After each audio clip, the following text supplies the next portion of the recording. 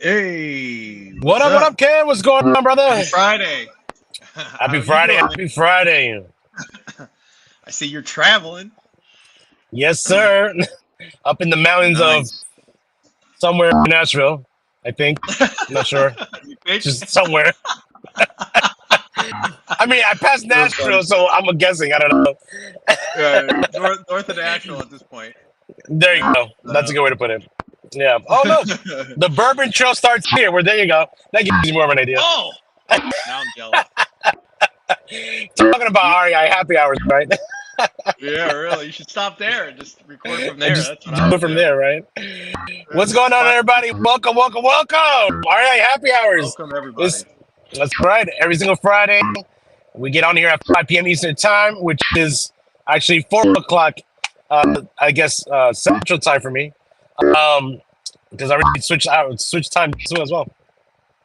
But we're in here just to share some good real estate tips, what's happening in the market, what's happening in real estate investing and financing and all that good stuff while we have a nice drink for happy hour. Not for me though. I promise. This is not I was about to liquor here. say, I will be the only one sharing what I'm That's drinking right. today. Danny's not drinking and driving. Everybody, just How about in I case share you what's remember. keeping me driving nice and Yeah, there you awake. go. There There you you go. go. Oh, hey, let's get right into it then. That's Transition it. right now. So you go first. What do you keeping? What's keeping you awake while you're driving?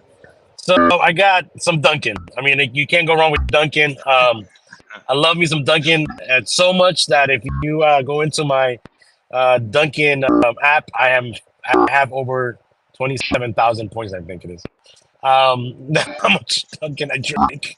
But yeah, I got some just some regular coffee with a pump of pumpkin and some cream.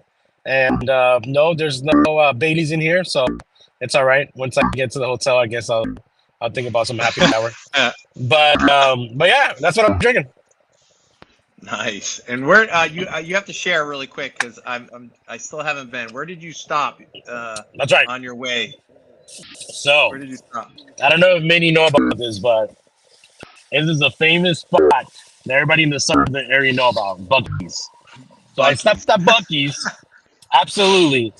Anybody that's in the South, anywhere in I mean, in Georgia, Florida, especially Texas, that's where they're originally from. Even I think there's a couple in Tennessee. You gotta stop by Bucky's. So I did a stop there, little pit stop, got me some caramelized pecans. Have 4 bags in here, ready to munch them up probably before the time I get back to Georgia. So All right. definitely All make a right. stop to Bucky's whenever you're in the area. Yeah, I've been meaning to. I just haven't been south enough to where there's one located. But the next time I see one, like the sign on the exit, I'm definitely It's stopping massive, because I man. see all the stuff online. I see pictures. It looks huge. Definitely got to stop by and check it out. But all right. So what I'm drinking, I am drinking from Highland Brewery in Asheville, North Carolina. Oh, The nice. Local. Gaelic Ale. It's their spin on like an Irish stout, not stout. Sorry, lager or ale, I guess you'd say it. This is actually the first beer years ago before we moved to North Carolina. I would say about 5, 6 years ago. We came down to Asheville to visit my wife and I and some friends, and this was the first brewery I ever visited in North Carolina. It's actually Oh, really cool. nice. It's one of the first. I think it's one of the first breweries in North Carolina. Look Before at they got really big. Love Asheville. Been meaning to go back out there. But yes, really good beer. It's probably one of the first beers I've ever had. If you like Irish, like oh god, now I'm gonna draw a blank. But if you like that like ale, dark, a little bit that. Yeah. darker, not too dark.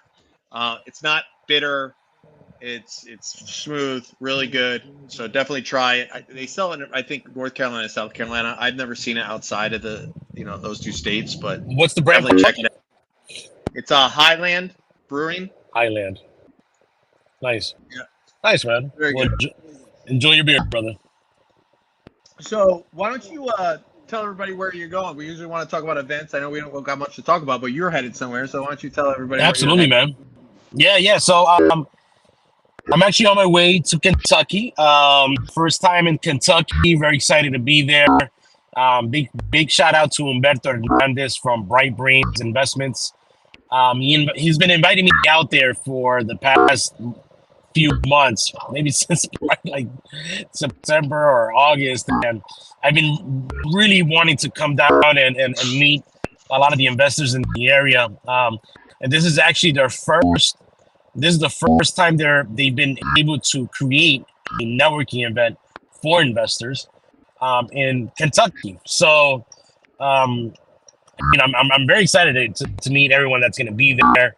I've heard there's some big home run hitters in real estate in Kentucky. So, very curious to know about the market as well, and maybe even share some good facts on it. Once on next week when we get back on. So, very excited to go to Bowling Green, Kentucky. That's where the meetup is going to be tomorrow at 10 a.m. If anyone that's listening and they're in the area or somewhat close, like I said, I just passed Nashville and I'm like an hour away. So Nashville is not too far away. For not even for me in Atlanta, it was about 4.5. It wasn't too bad. So, no, I was surprised when you told me that. I was like, I gotta look it up. I wonder how far it is from Charlotte. That means it's got to be closer for me, I would think. Yeah, I would. I think it is. It should be. Actually, you know what? Because I was in Charlotte 2 days ago, and we looked it up because Julio was trying to see if he can go as well. I think it was 5 hours, 5.5, something like that. So it's about the same. Really? It's about the same. That makes so sense to me. I guess I'm geographically inclined. I guess I don't know. I just feel like no. I'm saying, wait, man. I thought Kentucky was like north. Yeah, but I'm north of you. Because you're in Atlanta. I think you're a straight line. You're a straight line down west. Yeah, I guess. Yeah, because I guess you're Atlanta. You're a little bit west of us, right? Like you're south of us, but you're west too. South and west, correct. And then for Kentucky is like literally the opposite. So you're like right under Nashville from Georgia in a way. You go straight up. Yeah. Nashville is about 2.5 to 3 hours from me. So. Okay. Yeah, I thought I was pretty good. 3 hours. I thought I was pretty good geographically, but I guess I'm not. No worries, man. When he told me Kentucky, I'm like, oof. Nah, I'm gonna have to fly out there for sure. But no, it's not too bad, man.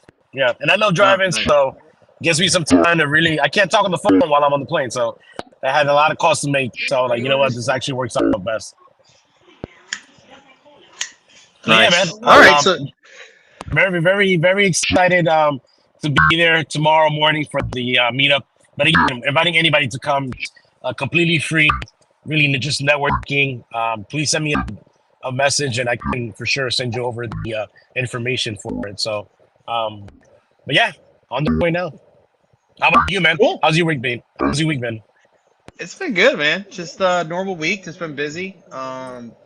Pricing out a lot of new clients, which is good. I've gotten a lot of hits off of Facebook, people inquiring about new construction, ground up. What do you call it? God, sorry, I lost my train of thought. New construction, and then a lot of people are looking into multifamily too. I think I think people are realizing, I think they've realized for a while, but if they're going to long-term hold, multifamilies might be the way to go for the DSER and the better cash flow with the rates and everything the way they are. So it's been good. It's been good. Excellent, man. Very, very good. Excellent. We're going to the ACC football championship tomorrow, right here in Charlotte. So that's our plans for the weekend. Yeah, it's at Bank of America Stadium. It's at 8 p.m. So we're never been. Who's playing? I've never been to a college football game other than Virginia Tech and JMU, where my kids go. So it's going to be interesting going, but it's a championship game. A lot on the line. If FSU, Florida State, and Louisville, who's in it. Oh, okay. Wins, I just passed Louisville. Yeah. If FSU wins, Florida State wins, they're pretty much in the college playoffs. But if they lose, they're out. So yeah, I've heard in the college football right now, it's kind of crazy the way everyone is at where they're at and the winning and the losing this weekend. I mean, I don't follow it as much, but I've heard there's been a lot of commotions about that. So yeah, that's cool, man. That's gonna be an extra experience. That's our plans. But hey, man, Nice, man. let's get into it. Let's do it. The title of this episode is case studies and cases we've done with the BRRRR method with clients of ours. So I'll talk, go over mine a little bit first. I have a client that a repeat client, a good client that I think we've done about 6-7 loans already. The crazy part, before I get into the scenario, they started in 2001. Ooh, nice. And they've seen it all. They have 8 properties, but then some of them are multifamily. So they have, I think, like 15 doors already. Okay. Like, just a few years. And they invest here in North Carolina.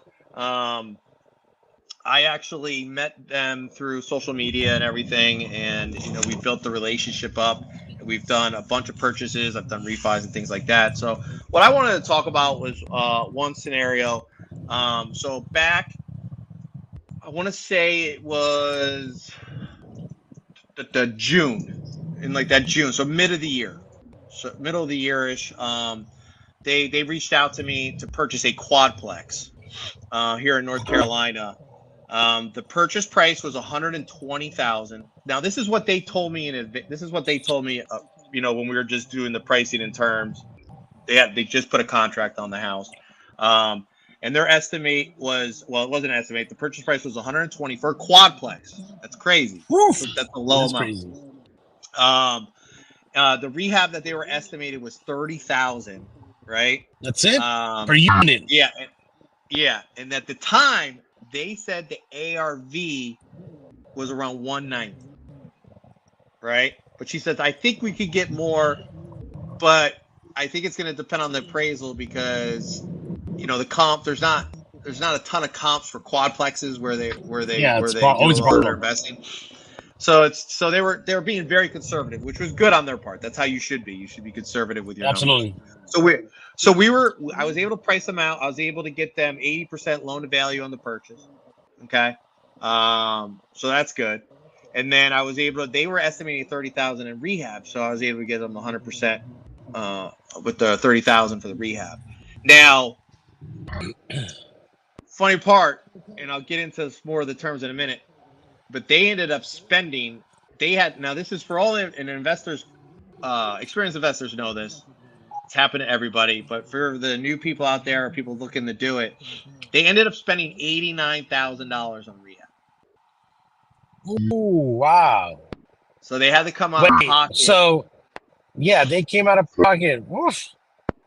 Yeah, what? They came out of pocket by a lot. Now, the reason why, there's obviously a lot of things that they couldn't see with the normal just walkthrough. A lot of electrical issues, like things that they couldn't see. So the electrical things were probably the most costly. There was some like structural that they didn't see on the main, nothing big, nothing foundation wise, but some minor things. But all said and done, they ended up spending a lot out of pocket. So that's something everyone realized.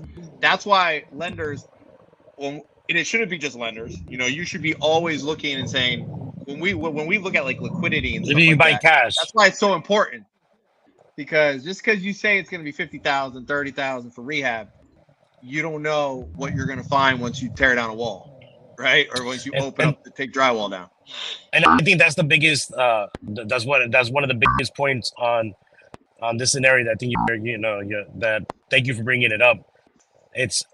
We have many clients that I guess what they've been told, what they believe, and what they think that just with what they have for the down payment and barely closing costs that they're good. That's it. That's all they need. But yeah, there you go. The reason you gotta have reserves important. Yeah, you gotta have reserve, because if you don't, like, what happened? What are you gonna do if you were in that situation? You didn't have the funds. What are you gonna do? Like you're excuse my French, but you're screwed.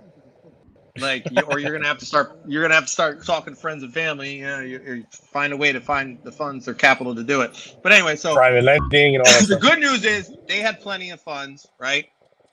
So they were able to do the difference and finish the job. But anyways, what I was able to get them with that deal was, like I said, 80% loan to value on the purchase, 100% of the 30,000. They had to come out of pocket with the difference of because of the ended up costing them 89. Total estimated closing with down payment of the 20%, all the fees and everything, costs, title fees, all that stuff, came out to, they had to bring about 33,000 to the table.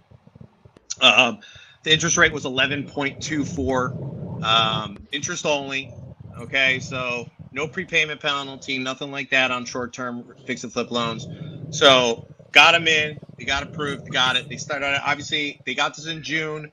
We just closed on the refi 3 weeks ago.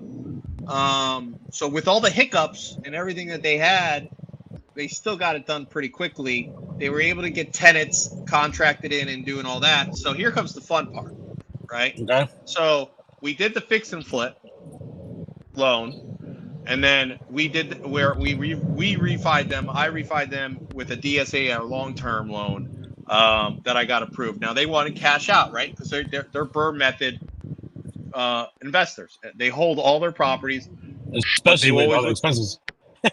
Yeah. So they hold the property. So they want to get some of their cash back because they need that for cash flow to buy that or put that down payment on that next property. So the good news is, if you remember, if I said just a little bit ago, the estimated ARV was 190. 190, right? That's what they thought it was going to be. Well, it came back at 300. Whoa. So it came back at 300,000. It's amazing.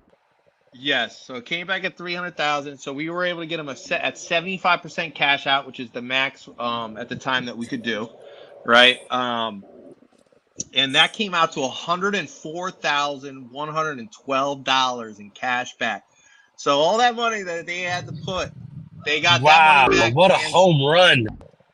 Yes. Now and what's their cash flow? Yeah, that's what I'm going to get at. Now, here's a quote. Now, and this is with a 3-year prepay. So I want everyone to keep that in mind. Oh, that's amazing. What I'm about to tell you is a 3-year prepay, 321. The rate was 9.21. Sounds high, I get it. And they did want to do the interest only. They wanted to do. Is it? And but that was 3 weeks ago, you said, or 3-4 weeks ago. Yeah, the closing. Yeah. So okay. So we did that. Okay. So, sorry, I lost my train of thought. Then, what happened was we got the monthly payment to $2,000. Remember, this is a quadplex. We got the monthly payment to $2,021.50. The rent, the 4-unit, is $950 a unit. So the total rent is $3,800. So after they're cash flowing $1,778.50 per month off of one property. What a property, man! That's a pure example of a win. BRRRR method win complete. Oh yeah! Wow!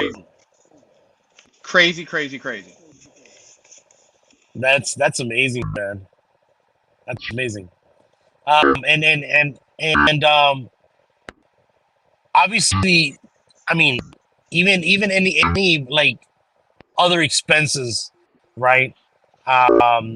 For example, that they have to bring for property management or anything like that. I mean, they are still cash flowing such a great amount. Wow. What city is this in? So this was in Wilson, North Carolina. Wilson, North Carolina. I'm about to go out there. Go see what Wilson, North Carolina is all about. That's amazing, man. Hey, man, congratulations to your clients, man. That is absolutely a huge win for them. And you know, I think this is something that we should definitely mention. It's something that you don't see all the time. You know, this is something that happens, you know, especially nowadays, especially with this market. It's not something that's going to happen all the time with the BRRRR method. But it's what you're looking for, right? So when you have these properties that you're able to get these type of numbers, then man, is just trying to take advantage of it, take advantage of these properties and put it on your win table, like this, especially with those numbers, right? Um, but nowadays, it's like you need to be happy with having at least, your minimum cash out with the closing costs, right? Um, so that's that's a huge win for them, man. Congratulations to your clients, man. I'm sure they were super excited and super happy about having about once they got the appraisal, especially. Yeah. That's Yeah.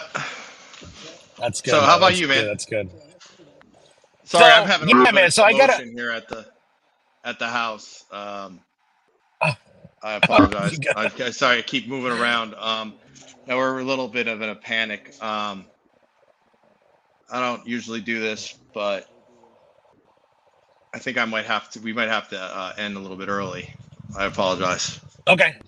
All right, no worries, man, no worries, man. But hey, man, thanks everybody for logging in. We definitely have some more roast case stories coming up in the next couple of weeks. I'm actually getting to my hotel right now, so it's actually works out great, I'm man. And sorry, thanks for man. everybody for We joining had an us. emergency just came up. I apologize, everybody. All This good, life happens. all good, man. Sorry.